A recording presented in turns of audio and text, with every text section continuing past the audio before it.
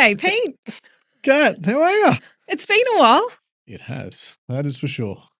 So a little birdie tells me you've been busy over summer and you've got a new gig. Little birdie might be true. Tell us about this amazing new role you're going to be taking on in 2026. Yeah, well, it's pretty exciting to be fair. So, moving to the US, step one. But to lead how we think about shared services for ServiceNow in the new AI era we find ourselves. So how do we reinvent using the best platform across the greatest company in the AI era? Sounds like a lot of fun. So it was too good an opportunity to turn down. Super excited to be leaning into that problem for 2026. That's a massive mission. Yes, it is. But I don't know, it feels like it's bringing all the things together that I've had throughout my career between technology, being in those defining moments, but it's still all about transformation. It's still all about people, as we've discussed time and time again. So you've been in the role for a couple of months. What was step one? Obviously getting on a plane and flying 28 hours to... It's not quite 28. Feels like it. When you come back, it's like 34, but yes. I think step one is just get in and actually learn again. I don't want to go in and make assumptions about what I believe or what I know. Yes, I've been with a company and it's been a real joy to talk about the now on now story, but I really wanted to understand it from the ground up this time and realize what were the opportunities to do things radically differently and how are we really thinking about sort of leapfrogging from where we are and what is this AI moment ahead of us that we're still trying to understand the blueprint for. So talk us through key stakeholders. So obviously you're leading global business services and employee experience. That sounds like a broad stakeholder group. Well, it is. You go from Chief People Officer and Jackie, Chief Financial Officer and Gina, our Chief Legal and Governance and Hussein. So just a couple of important people. Just a couple of people. And then, you add in comms and marketing group around there as well. So, the team I happily have the honor of being part of now. We are sitting there and driving, the ServiceNow live activity in the background. We implemented the MoveWorks and with less than 20 days, we are involved in some of the biggest moments. And one of the big things that we're setting about as a team and making sure we have the fundamentals right is that we can have zero disruptions in those critical moments for our key stakeholders. It did amaze me that, you go on leave, you hang out with your family, you catch up with your friends, enjoy the summer in Australia. So maybe our friends in the Northern Hemisphere wouldn't understand that reference. However, I get back-to-back summers now. You do. Yeah. But we come back from summer a couple of weeks later and we've got an entirely new employee experience. Yeah. That was pretty exciting, I've got to say, logging in first time in January and seeing MoveWorks had been rolled out and suddenly we had this conversational interface where you could just get answers to questions so easily. And zero user training, which I love. Well, and I think that's in that a barrier to adoption. And I think there was just the willingness, and certainly of our organization, just to try. And the great thing, I think, is there'd been a lot of build-up. It'd been taking a while, the acquisition. It was quite a large acquisition. But I think a lot of people were waiting in anticipation. And so there was an eagerness to get out there and try and learn. But the actual conversational experience side is great. And what we see and what the opportunity coming forward out of that is super exciting. So wait for knowledge. We talk a lot about just, Generation C, generation born not by age, but by expectation around digital experiences and, the whole I shouldn't have to learn how a computer works. A computer should learn how I work. I feel like the role you've taken on would sit well and truly in an example of big expectations from a highly digital AI first workforce. How do you bridge that gap? How do you deliver on the expectations of a workforce that expects nothing less than the best? Yeah, it's an interesting question to ponder. I think I still think a lot of people are learning the real capabilities of some of the tools that we have available. And so the great thing we have is we have access to a range of these different capabilities. And the biggest thing we're finding is actually just getting people to share their experiences and how they're doing things. And so that we can actually see what that looks like in reality. And a big thing for myself and my leadership team is we have sort of two parts to it now is, are we creating a human moment or is this an AI moment? And so if it's an AI moment, then what did we do and how did we use AI to create what we're doing? Because we have to really rethink how we've done work in the past in all different ways and facets. And so I think there's a real learning opportunity for everybody at the moment. And I'm doing a number of like skip level meetings across the organization, and it doesn't matter age or level in the organization. Everyone is staring into this as a bit of a unique moment in time and a bit of a uncertainty around it. But I think really everyone's really excited and embracing it. And then when they see something, they jump at it and they go, oh, wow, I did not realize. And that really piques their interest. So you touched a little bit there around developing AI maturity of the organization, which I think a lot of organizations that we talk to are grappling with the same challenge. What are some of the things you've been using or some of the techniques you've been using to help people share the way they're using AI, how it's adding value to their work, the prompts that they have on their cheat list? Yeah, it's we had a leadership offsite last week in Dallas, and on the back of a 2-day strategy session. And so as part of that, we ran an exercise with the leadership team actually using AI. The interesting thing was actually to play back what prompts did they use, how did they think about it, and the variation between everyone was staggering. And so I would say we have at least one power user in our group. And what she was able to do in less than the 5 minutes in the task compared to a number of others was quite staggering. And so that little moment of sharing, and so I go back to when we were doing particular type of work, is it a human type work or is it an AI type work? And we've been really sort of clear about that moment when we're trying to create it. So, yeah. And so that individual, what do you think is different about her that made her test, evolve, practice, learn, play? Is it that she had time to do that? Is it she made time to do that? Or she just had an appetite to push the boundaries and see what AI could do for her? I think she's a natural learner, but I think she's just highly curious.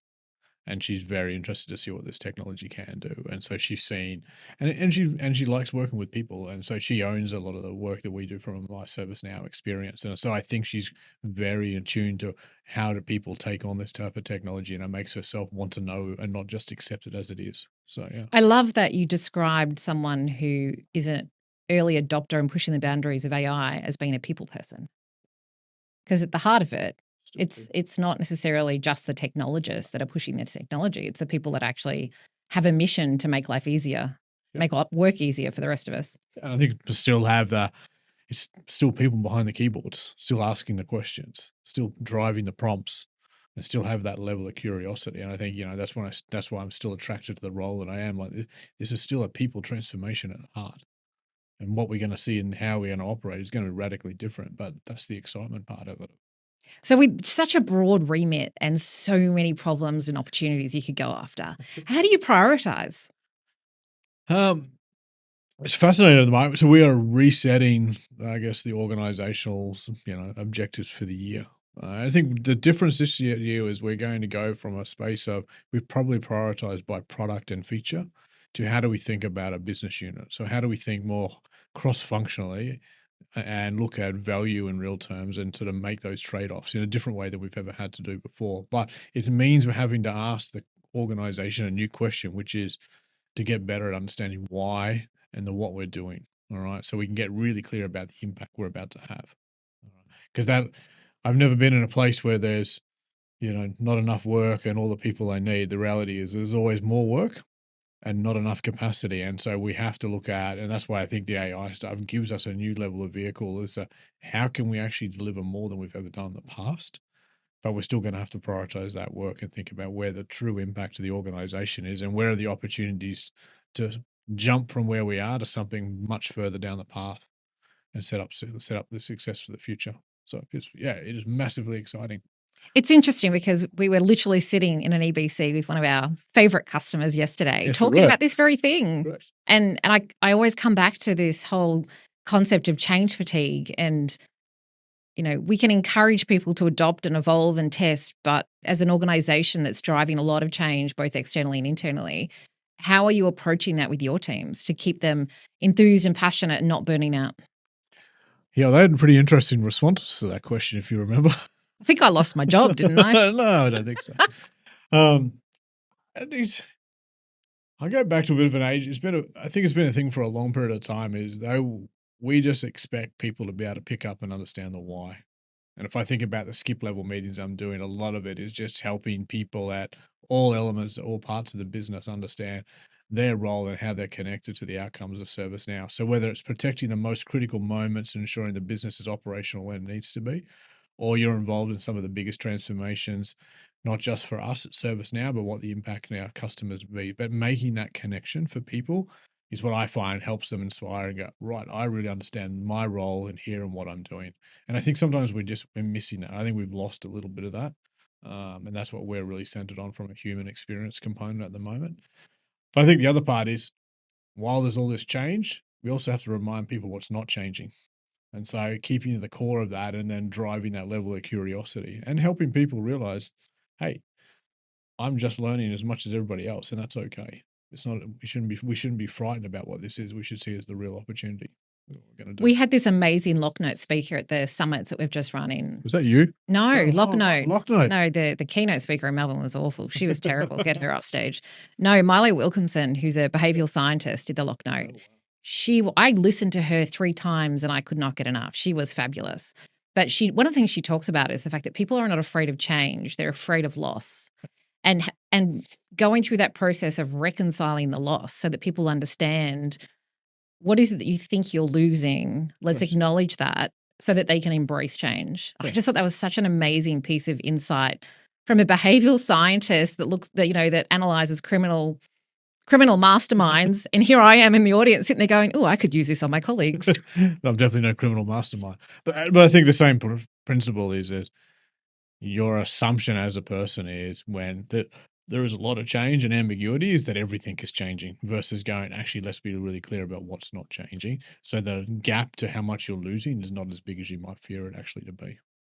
So you mentioned the magical word to anyone in the ServiceNow ecosystem, and that is knowledge 2026, which is coming up in Vegas. Probably 8 weeks away or it's something. It's really not far off. No. So for anyone listening that doesn't have tickets yet, go and register and correct. Get your airfare locked in before the fuel prices go up anymore. What can we expect? What exciting things are you going to be talking about? Because I know you're going to be on stage. I know you're going to be talking about our Now and Now story from a GBS and employee experience perspective. Yep. Any little sneak peeks? Look, we've been centering for a while on the collapsing of the user experience in the portals as we know it. And I think we'll see some radical shifts in how that is in sort of like this conversational interface for the enterprise. And I think that's radically going to be very, very different. Clearly the autonomous worker and what that roadmap and path is going to be, but we'll really start to drive into the value and what are the foundations to make that successful. So I think you'll see something really different and quite inspiring and not the standard of what we've seen. This will take us to be a platform that really covers the enterprise, not just IT. So AI is the new UI and we're going to see it in action? Absolutely. We'll see it in action live on the big stage. That's exciting. And then probably the most important question I can ask you, Pete, because you and your lovely wife are going to be packing up and moving to the US. Are you fully prepared for drinking American coffee on a permanent basis? I'm concerned. It's a real struggle. I really thought Piccolo was a universal drink as a coffee, but it's been a real battle. So no, we might have to find a way to start up an Australian coffee shop in the middle of Dallas somewhere. I know there's some in New York and there's some on the West Coast. Yeah. So it may not be a bad little side project. I think project. the Texans would love a good old Piccolo. No, I think so. They've just got to get drinking smaller amounts of coffee rather than really, really large cups of coffee. We'll be fine. You could change the American coffee culture. I have faith. You have faith. Talking about change. I have faith. Well, and when you talk about change though, but it's not just me. I'm hearing the same for you. Like it was a big summer for both of us, really. It was. The little birdies have been doing a lot of chirping, haven't they? They're very busy little birdies. Yeah. So I also have a new mission this year. What are you off to do? I'm actually stepping back into one of my greatest passions, which is all around value. And this has always been a hot topic for me, even in the transformation office. But I am actually going to be leading the value-led transformation team for Australia and New Zealand, who are a group of absolute superstars, management consultants that are passionate about helping organizations understand which problems are worth solving in terms of business value, helping organizations put together justification to invest in technology and change and ways of working, and then helping measure value of the ServiceNow partnership. So really being the custodians of our customers being in the hero of their own story. And it's something that I'm super passionate about. I've got a team of people who are just so amazing. And I feel very blessed. And Pete Andrew, who's our new country leader, and his leadership team have just been so supportive and amazing. And let's be honest, anything that gets me in front of customers on a daily basis makes me happy. So well done. It's going to be a big year. It is going to be a big year. Well, super exciting though. Well, and you keynoted last week, the AI Summit. Yeah, I don't know if that's a win, Pete. Come on. I'm sure it is. Yeah, I don't know. It's a lot of fun though. I do. I do enjoy it. I do, but I love seeing our customers. Correct. I mean, sometimes, you can get bogged down in internal meetings and, very important prep and strategy. Any chance I get to get out there and with our customers and just, chat over coffee and take selfies in the foyer and all sorts of fun things. Selfies always good. Hey, so when you're thinking about customers in this new role, like where do you think the gaps are that we have to do things differently? Adoption is critical. We know that for our customers. We want them to buy our product. We need them to adopt it. How are you going to shift how they think about value? And what does value really mean? I don't think we need to shift thinking. I think we just need to bring focus back. Particularly over the last couple of years, all of the excitement around AI, everyone just rolled out a model, an agent, a co-pilot, and there was such a hype of excitement and activity that things just got done without full thought put into, is this agent going to deliver value? Are we solving a problem that actually needs to be fixed?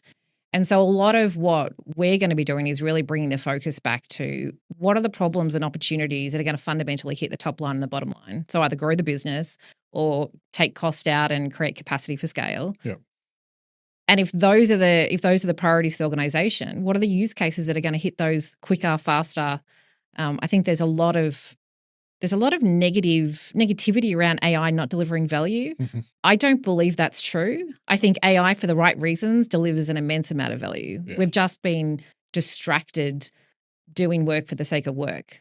And so it's really about coming back to the prioritization and the focus on use cases that are going to deliver measurable value for the business and putting the rigor around measuring it so that at the end of it, the teams can stand up and go, hey, we did all this work and look at the amazing impact we had on our organization. Yeah. And that's not a ServiceNow thing. That's a, customer X, hero of their own story. Yes, they used our technology and our platform and we lent in and offered our expertise to help.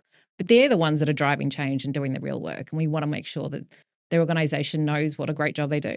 Yeah.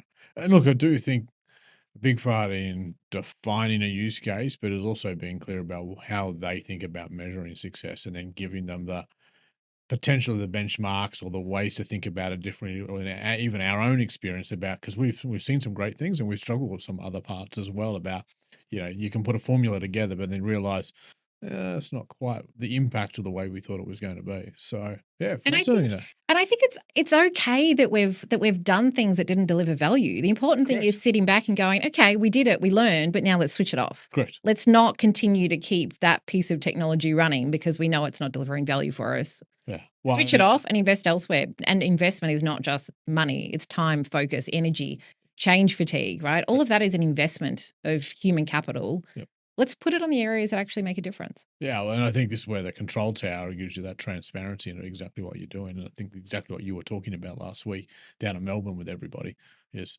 that ability to see and understand what's happening in the organization and determine whether it is adding value. And if it's not, hey, sometimes we've got to make those decisions, but we need to have those governance guardrails around everything that's going on in the organization from an AI point of view. Yeah, I think there's a little bit of a reckoning coming this year. I think there's going to be a mass rationalization of where investment is being spent, particularly when it comes to AI.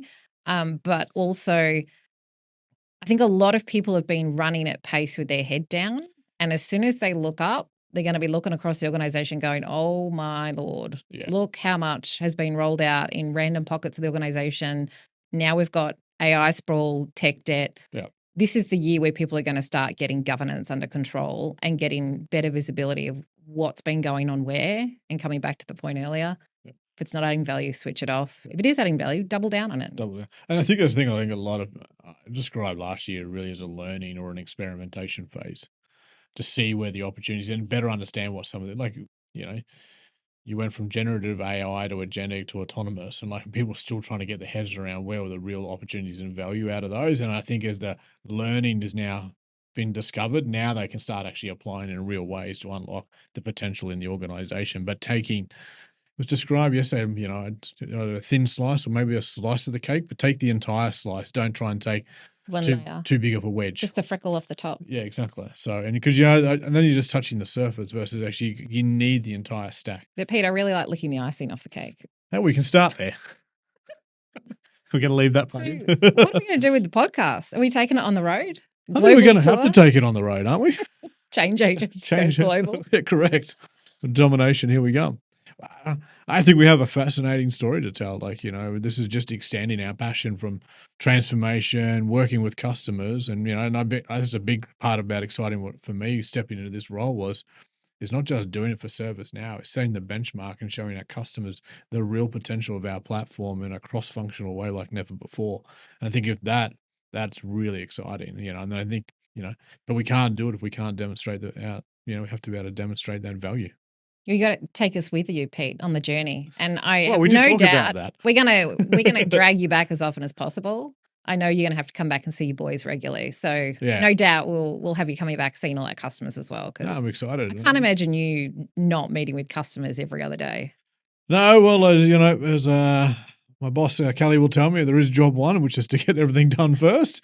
But I am, yeah, it's a big part of the organization. The Now on Now story. We know the success of this, and I'm really excited to show people the potential of what we can do. And the first part of that will come out at knowledge, and then the door will open from there, I anticipate. But we have so much opportunity, and what I'm really encouraged about is talking to our stakeholder group. They're super engaged, and they really enjoy spending time with our team. And so that line of credibility gives me something easily to step into, because if we didn't have that, it's much harder to step into that opportunity and ahead of us. But everyone's asking a lot of the same questions: is how do I use this? How do I unlock it? How do I go faster? And how do I get value? And how can I demonstrate that value, not just to myself, but to our customers? Well, we're super excited. We're very proud that our Aussie boys got a seat at the table over in the US, getting closer and closer to Bill's orbit. I'm not going to wish you all the luck because I know we're going to be chatting the whole way through. We'll be chatting. But I'm going to need some help. Good luck finding a really good coffee house. Let's not talk about the move. It's been challenging. Awesome. Yes. Well, how about I see you stateside for the next one? Sounds like a plan. Awesome. Thanks, Pete. Been a pleasure, Kat.